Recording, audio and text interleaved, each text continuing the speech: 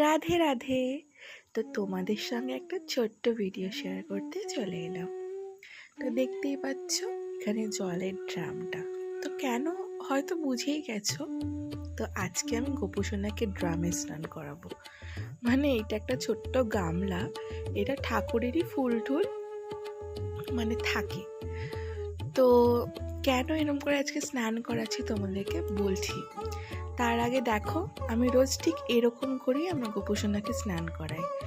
তো আজকে বৃহস্পতিবার, তো আজকে ফুল এনেছিল বলে আজকে গাঁদা ফুলটা দিয়েই আমি স্নানটা করাচ্ছি।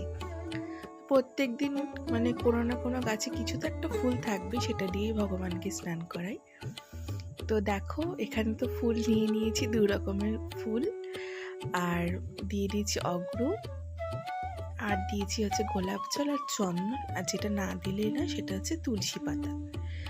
তো সেটা দিয়ে দেখো আমার গোপুসোনাকে কিন্তু মানে জলের গামলাতে বসিয়ে দিয়েছি। তো দেখতে পাচ্ছ মানে জলে নামানোর সঙ্গে সঙ্গে আমার সোনার মুখে কতটা হাসি।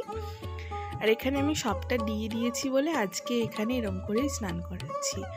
নয়তো আমার গোপুসোনা রোজ মানে পিতলের একটা থালা রয়েছে, সেখানে বসিয়ে তারপরে একটা মানে ঘটে করে জল নিয়ে তারপরে আমি তামার পাত্রে জল নিয়ে তারপরে আমি গোপুসোনাকে স্নান করাই। তো আজকে আমি এরকম করে কেন স্নান করাচ্ছি আমার সোনাকে, আমার মেয়েকে ঠিক এরকমই একটা মানে গামলাতে, বড় গামলাতে স্নান করাই।